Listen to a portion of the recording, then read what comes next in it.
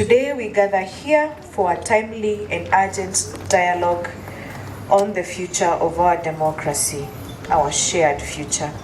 We gather in Meru, a county known as a beacon of peace and hope. I welcome you all to Meru County, a land of peace, hope, and rising aspirations. It is no accident that this People's Dialogue Festival is being held.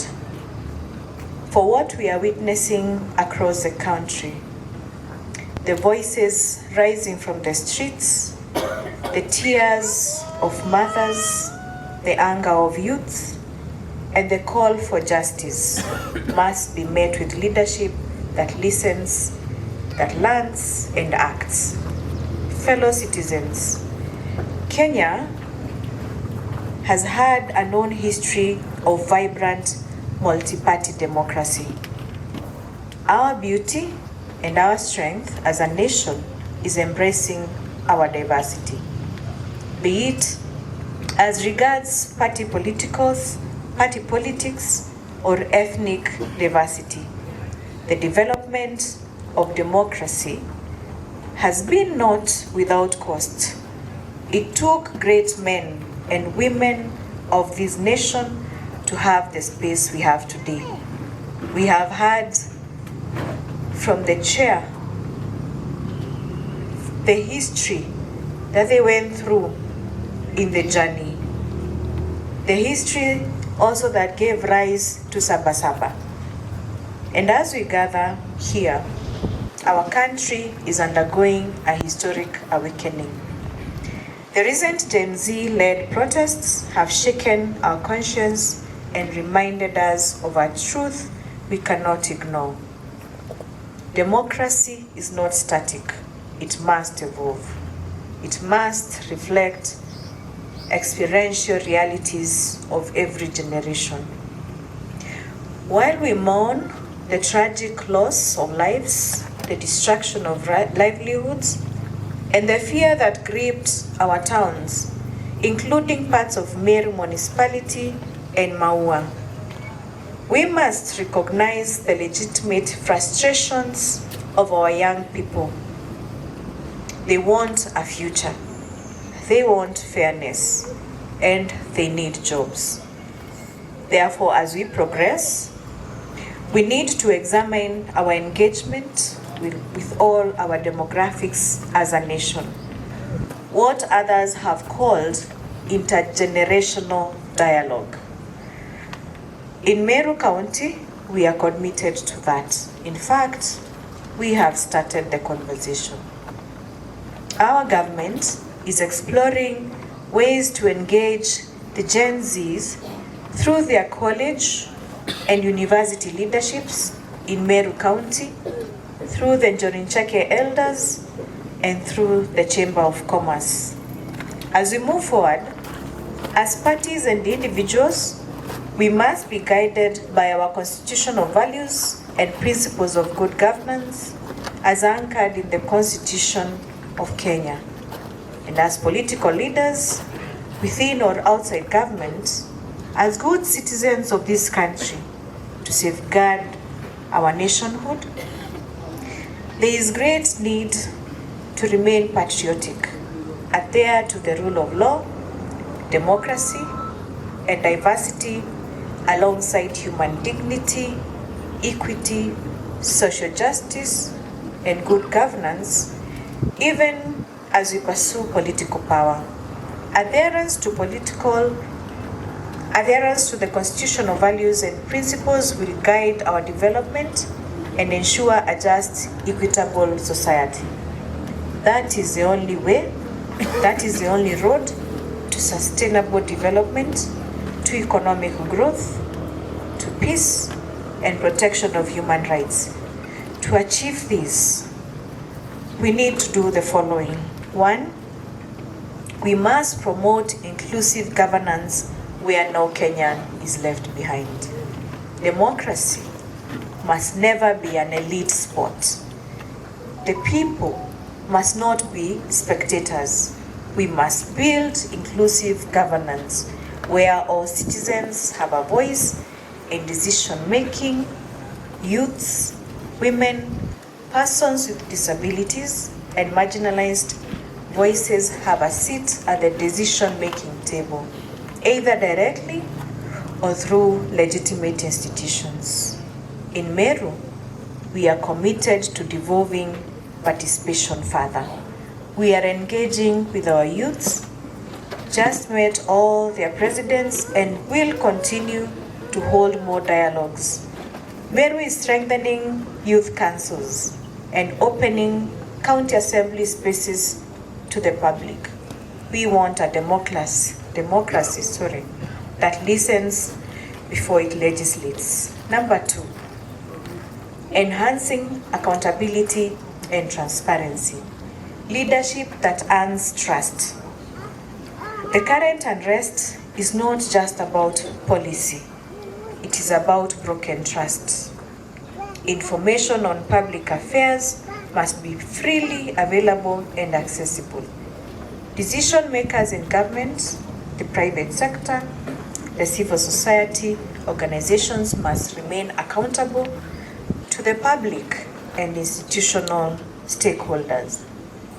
That will be able to build through efficient, transparent, accountable, and responsive administration of public resources and affairs with enhanced service delivery and combats against corruption. We shall build trust between citizens and our leaders. In Meru, to enhance accountability and transparency, we are embracing open governance, from digitized procurement to citizen budget forums, preparing itemized budgets. We are opening the books. We are not perfect, but we are committed, and we invite our youth to hold us accountable constructively. With good governance, institutions reduce corruption, they improve service delivery, they ensure justice and equality, and fosters trust in institutions. Number 3, we build together through collaborative governance reforms and co-creating the future. Democracy must no longer be about politicians giving directions. No. It must be about co-creation. Let us embrace shared responsibility from the national to the county level. Let us reform how we govern jointly with the civil society, with the youth, with faith leaders, and with the business community. The Kenya we want must be the Kenya we build together. Building together in our diversity is the spirit of our democracy. Therefore, our system of governance must guarantee free and fair elections, representation, and respect for the will of the people. To realize the Meru we want, we are working and building Meru together. Building Meru together is not just a hashtag, it's a clarion call, a realization that we can only develop our county together. And therefore, to our young people, you are not the future, you are the now. It is your time.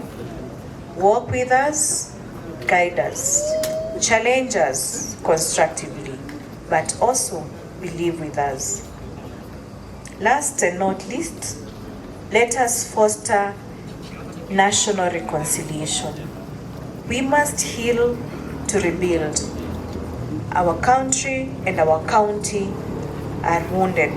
The images of pain, confrontation, and fear have left emotional scars.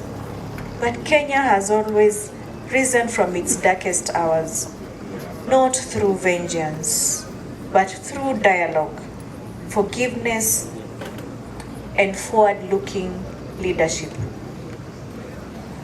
We therefore call for national reconciliation process, not as a political tool, but as a moral imperative. Let us build trust between citizens and the state, between generations, and between the governed and the governors. And in conclusion, let us work to open a new chapter. Let us dialogue. We begin here, not end with speeches. Let it spark action. Let it inspire reform. Let it write a new chapter for Meru and Kenya, one rooted in dignity, in justice, shared prosperity, and hope. So then, as we conclude, let us build together, let us heal together, let us govern together. This is the Meru we want, this is the Kenya we want, and this is possible. Meru, building together. What is happening here in Meru, the map we are coming at this particular time. I've been in politics here for many, many years. We never banned anybody shop. There was no violence in Meru. People of Meru didn't try Raila Odinga for many years, isn't it? But when you pass through here, vijana wanamwimbia, he's welcome, anaenda Mikindori. We never fought. But when the voting comes, he doesn't get any votes. What has gone wrong? Why must we go and fight now? Kama utaki mtu si ukae nyumbani. Ama uende tu usikilize halafu you think otherwise. So we have a level of primitivity in our politics, which instead of thinking we have advanced, we are regressing. Now, when you protest, is it because you don't like something, isn't it? It is like a child would be also crying or throwing tantrum because kuna kitu amenyimwa, si ndio? But now, I saw another day, I think in Kenya, saying she'll be building a business for 30 years. From the scratch, whatever, she's even trying to help others, educating other children. And then premises is banned. Do you know even the political beliefs of this lady? She says she never participated in politics. Is it really fair? No. Kama ni mimi nimekuudhi, why don't you come for me instead of going for a grandmother who doesn't understand these things?